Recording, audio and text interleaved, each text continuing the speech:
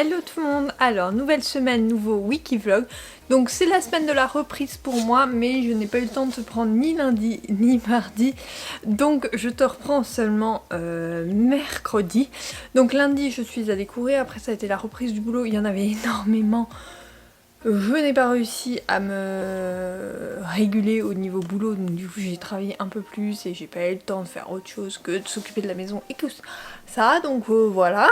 Et mardi, on fêtait notre anniversaire de mariage avec monsieur, du coup bah j'ai pas eu le temps de te reprendre parce qu'on est rentré pas très tôt, donc voilà. Et je n'ai pas trop avancé dans ma lecture hier, par contre j'avais avancé quand même lundi soir. Et ma lecture actuelle est donc Un été pour te retrouver de Morgane Moncombe. Je t'avais dit que je voulais lire avant les vacances, je n'ai pas du tout eu le temps, donc je m'y attaque dès mon retour. J'ai déjà lu tout ça, il me reste que ça à lire, hein. Franchement j'ai beaucoup avancé. Voici le résumé. Éternelle romantique, Jasmine passe ses journées à organiser le mariage des autres. Après une rupture douloureuse aux raisons inconnues, elle aimerait tourner la page. Mais quand ses amis se marient, elle sait qu'il sera là. Celui dont il ne faut pas prononcer le nom, c'est lui, Andrea Moretti, son premier amour, l'homme qu'elle n'arrive pas à oublier. Célibataire malgré lui, Andrea refuse de vivre avec des regrets. Un seul le hante jour et nuit, avoir laissé échapper l'unique femme qu'il n'a jamais aimée. Contre leur gré, les voilà forcés à se côtoyer le temps d'un road trip en Toscane. Son seul regret, c'est elle, Jasmine Pam, son ex, celle qui lui a brisé le cœur il y a 2 ans. En dépit de la rancœur, l'amour n'a jamais disparu. La vie leur offre une seconde chance, mais n'est-il pas déjà trop tard? Alors, j'ai du mal avec les secondes chances, tu le sais, j'ai énormément de mal, et d'ailleurs ça s'est vu parce que j'ai eu du mal à rentrer dans cette histoire. Certes, je la trouve mignonne, mais les secondes chances, c'est vraiment pas fait pour moi. Elle est toujours et tout aussi émouvante et tout, ça c'est des points positifs. Les personnages sont extrêmement attachants, cependant, je sais pas. Pour moi, les secondes chances ne devraient pas exister, enfin pas aussi longtemps après, parce que bah, si ça a cassé une fois, je vois pas pourquoi ça serait... ils se remettraient ensemble, tu vois. Donc je sais pas trop quoi en penser, j'attends de voir comment ça se termine, on sait jamais. Je pense pas qu'il y ait de retournement de situation, mais voilà, j'ai un peu de mal avec les secondes chances, donc bon. Même si je comprends, ils étaient ados à l'époque, enfin très très jeunes, là ils sont un peu plus âgés. Mais je sais pas, ça fait toujours bizarre, je trouve, ça fait moins réaliste qu'une autre romance, donc c'est celui que j'ai moins aimé pour l'instant. Hein, je pense pas le relire, mais je vais le garder dans ma collection pour avoir bien les 4 là. Mais voilà, pour l'instant, voilà, c'est une petite déception pour moi. Je verrai par la suite ce que je dirai, de toute façon je vais te reprendre pour te parler de la fin, hein. Il me reste... un peu moins d'une centaine de pages, donc je pense que ça sera terminé au plus tard ce soir. D'ailleurs il faut que je fasse ma photo parce que ça sera un de mes posts lecture. Je me suis rattrapée au niveau des posts, donc je suis en train de tester une nouvelle organisation pour te la présenter prochainement. Pour la rentrée, donc c'est une organisation notamment au niveau du blog.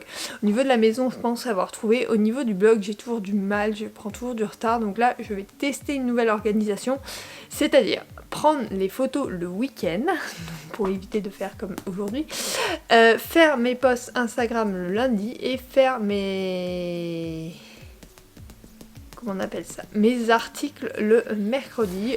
Aujourd'hui donc j'ai fait un article et il me restait encore un post à faire, donc celui-ci, parce que j'avais un peu de retard sur cette semaine, donc voilà. Et je vais essayer cette nouvelle technique, on va voir, je vais essayer de l'adapter, hein. Bien sûr je vais pas la faire comme ça, mais tu auras une vidéo de toute façon, organisation de la rentrée le mois prochain, et de toute façon on se prend en wiki-vlog. Là j'essaye de remettre tout en route, donc sport 3 fois par semaine, plus une séance le week-end un peu plus longue. Donc là j'ai couru lundi 45 minutes 6 km, aujourd'hui 50 minutes 7 km, et il faudrait que je recours vendredi, et après ce week-end je ferai une sortie un peu plus longue, je pense d'une dizaine de kilomètres, mais je te redirai parce qu'on sait jamais, ça peut changer, surtout que j'ai peut-être une soirée samedi soir, et donc du coup voilà, il faudra que je m'organise en fonction de ça. Là, programme du jour, donc un article s'est publié, j'ai fait déjà, je suis allée courir, et donc bah là je vais entamer le boulot et je te reprends plus tard dans la journée, sachant que j'ai ma meilleure amie ce soir au téléphone, donc il faudrait que je fasse tout ce que j'ai à faire avant. Mais bon, normalement elle rentre vers 18h je crois de son travail, donc du coup j'ai un peu le temps. Ça me laisse 1 heure plus l'heure entre midi et 2, donc ça devrait le faire, sachant que j'ai fait tout l'administratif ce matin pour la maison. J'attends juste un appel dans la journée. J'espère que la personne va me rappeler en effet, parce que sinon ça va pas le faire. Je te reprends, on est seulement vendredi, parce que très clairement j'en ai pas eu le temps avant, mais du coup on va commencer par un petit bilan lecture de savoir où on en est, et je vais prendre les résumés des bouquins sur mon ordi parce qu'ils ne sont pas sur la 4e de couverture, donc voilà.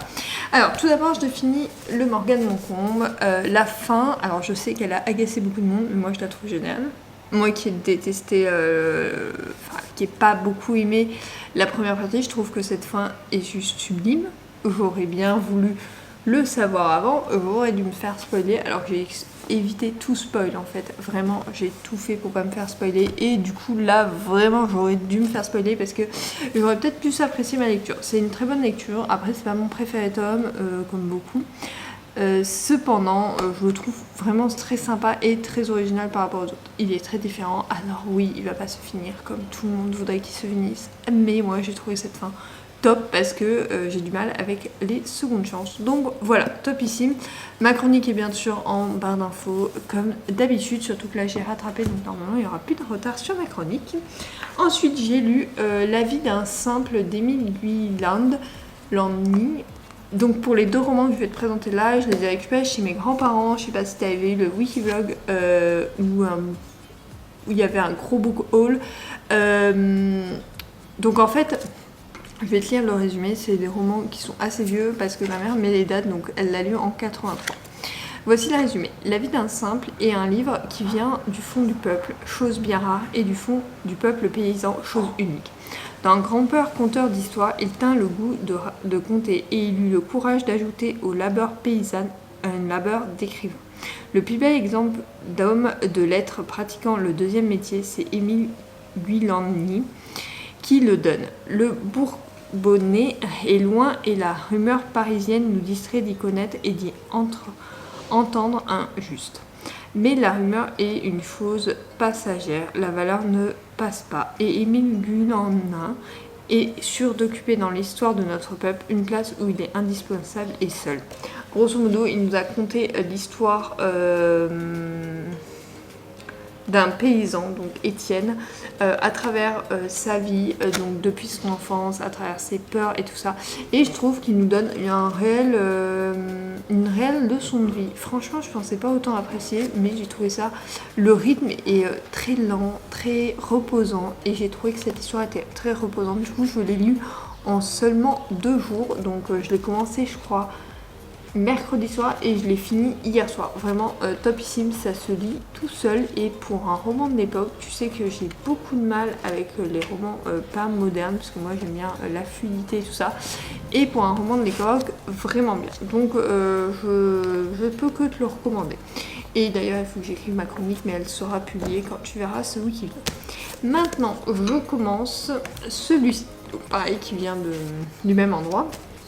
Donc celui-ci, elle l'a lu un peu plus tôt, en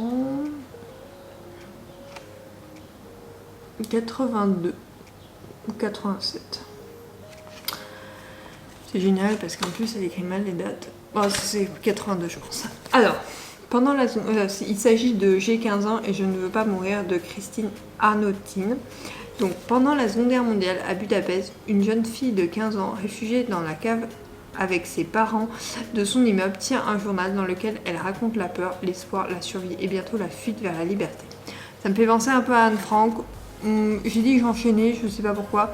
Je voulais en lire un par semaine, et en fait celui-là me faisait de l'œil, donc j'ai dit bon, je vais commencer par celui-là. Je pense qu'il sera rapidement lu également. Là c'est un témoignage, ça va être très intéressant, mais j'ai peur que ça soit très pesant. Donc on verra bien pour débuter le week-end. Je suis pas sûre que ce soit la meilleure idée, mais bon.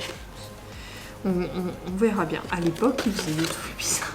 Regarde, ils vendaient des bibliothèques. C'est pas du tout Ikea en plus.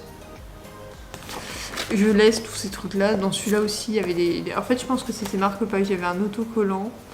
des Gauloises Ayama du Paris-Dakar. Bon voilà, donc je lui laisse parce qu'on sait jamais, je pense que je vais lui ramener de toute façon à maman parce que voilà, mes grands-parents font du vide et moi je vais tout simplement lui rendre, mais avant je vais lui lire, donc celui-là voilà. Pour ce qui est de ma matinée, donc ce matin on a fait le ménage bien évidemment, on est vendredi, les cours je les avais récupérés hier, ouais j'ai plus envie de me prendre de tête le vendredi matin, donc j'essaye au maximum de le mettre le jeudi soir. Là ce matin je suis allée courir mais il faisait une chaleur extrême et c'était lourd et il nous est tombé un orage il y a genre 1 heure. Donc voilà, là ça a rafraîchi l'atmosphère, d'où le fait que j'ai encore mes fenêtres ouvertes alors qu'il est quasiment 9h. Donc voilà, là je vais commencer à travailler. Bien sûr ce week-end, on a week-end Grand Prix. Saison beaucoup plus intéressante cette année. C'est vrai que je n'en ai pas trop parlé en wiki vlog, mais saison beaucoup plus intéressante parce que tout simplement c'est plus...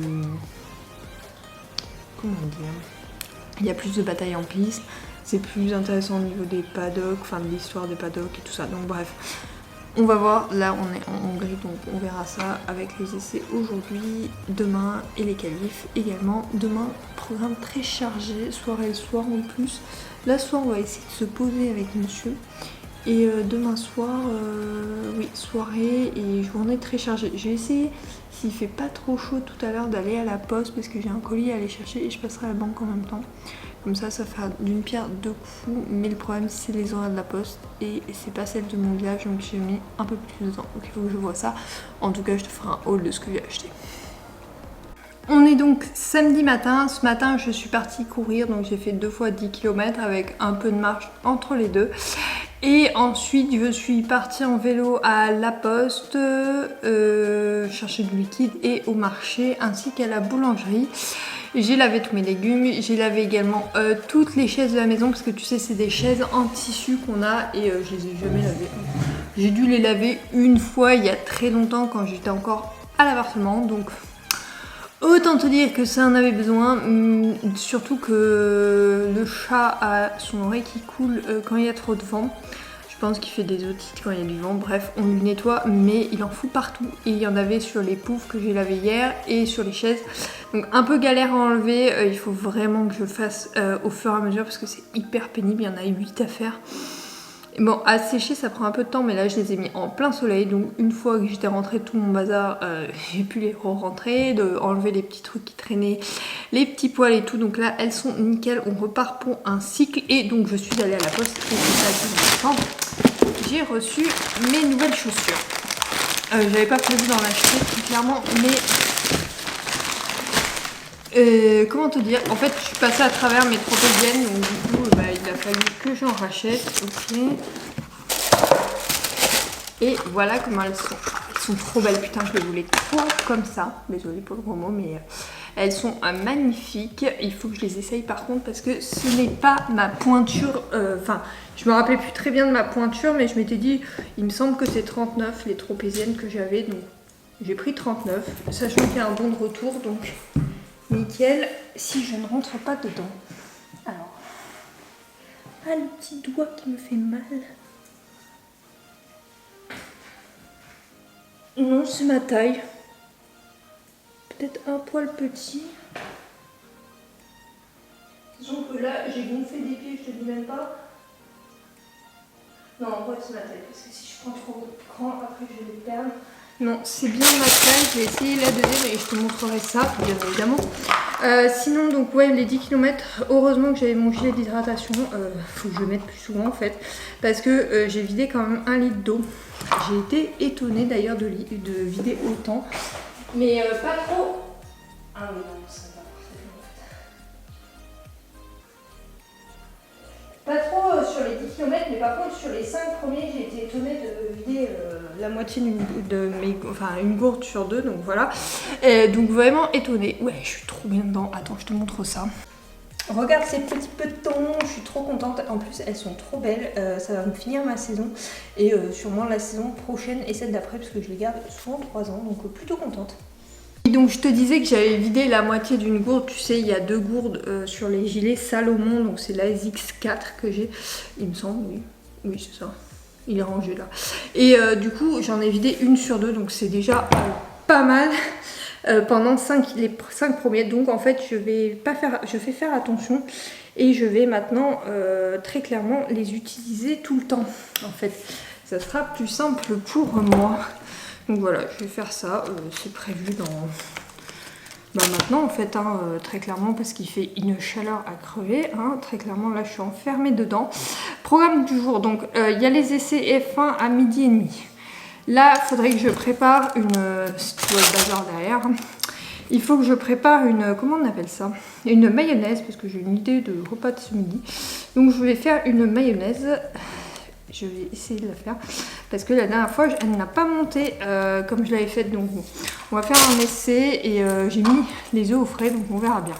En tout cas ça va dans mon armoire et je vais ranger tout le bazar avant que monsieur rentre parce qu'il va râler et on s'attaque à la maillot tout de suite après. Donc les qualifs sont passés, là j'ai pris mon petit ordinateur parce que j'ai fini donc ma lecture de ce témoignage et vraiment c'est un témoignage parfait sur la Seconde Guerre mondiale mais vu de Budapest cette fois. On est sur une jeune fille qui vit des horreurs et on a aussi le après et je crois que le plus traumatisant c'est le après.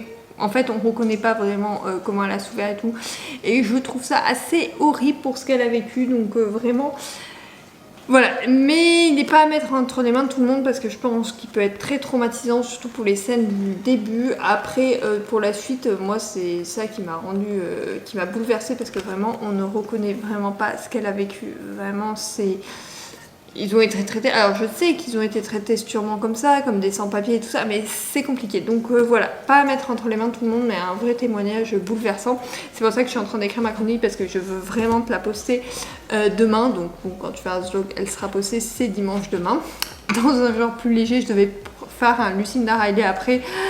Après ça, je ne peux clairement pas lire un Lucinda Riley, donc je m'attaque à un roman où je sais que je ne vais pas me prendre la plate. Il s'appelle The Soulman Equation de Christina Lorenz, donc ce duo d'auteurs que j'aime tant.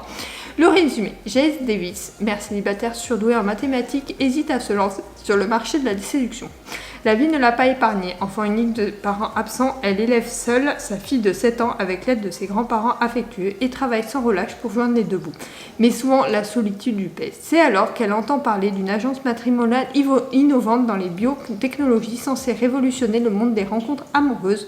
Trouver l'âme sœur grâce à son ADN, cette unité a tout pour la séduire. Du moins jusqu'à ce qu'un test lui révèle une compatibilité de 98%. Résultat sans précédent avec un individu de la base de données. Le fondateur de Génétique Ali en personne, le docteur River Pena. Comment cet homme arrogant et têtu peut-il être son âme sœur? Un résultat la laisse perplexe. Mais Génétique Ali lui fait une proposition qu'elle ne peut pas refuser. Être rémunérée pour apprendre à le connaître, en dépit de ses doutes et de son aversion pour River, elle accepte. Propulsée sous les feux du projecteur, le couple Diamant devient la vitrine rêvée pour la start-up génétique Ali, sur le point d'être cotée en bourse. Et Jess commence à réaliser qu'il y a peut-être autre chose à découvrir sur le scientifique et la science qui se cache derrière le concept d'âme sœur. Une réalité bien éloignée de ce qu'elle imagine. Bon, on va voir, mais ça a l'air beaucoup plus détente, c'est comédie romantique, donc beaucoup plus détente. Par contre, ouais, il fait un peu plus de 370 pages, donc c'est quand même pas mal. Je pense que j'aurai pas le temps de le commencer ce soir, parce que très clairement, là, il est 17h54, je pars dans 45 minutes, je ne suis pas prête du tout. Je vais essayer d'avancer au maximum sur la publication de ma chronique. Je l'ai déjà écrite, il me faut juste faire la suite. Et après, je pense que je vais aller me préparer tout simplement. Donc je te reprends soit plus tard, soit demain. Après la soirée d'hier, j'avoue que je suis un peu fatiguée aujourd'hui. Du coup, ça a été matin tranquille.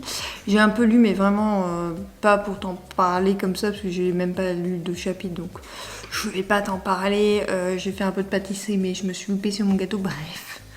Une journée à oublier, et on a regardé le Grand Prix cet après-midi, mais j'ai pas vu les derniers tours parce que on était chez mes grands-parents et il y avait une personne que j'avais pas vue depuis longtemps qui est venue, donc voilà, on a discuté tranquille et là on va finir le week-end, montage de Wikivlog, et on se retrouvera la semaine prochaine pour d'autres aventures et surtout pour mes prochaines lectures. J'ai essayé de remettre un peu d'ordre cette semaine. J'avoue que j'ai plutôt réussi, mais il faut que je reprenne ces Wikivlogs bien comme il faut, donc on se donne cette mission la semaine prochaine. Sur ce, je te fais de gros bisous. Je te dis à la semaine prochaine pour un nouveau Wikivlog et à vendredi pour une nouvelle vidéo. Bye.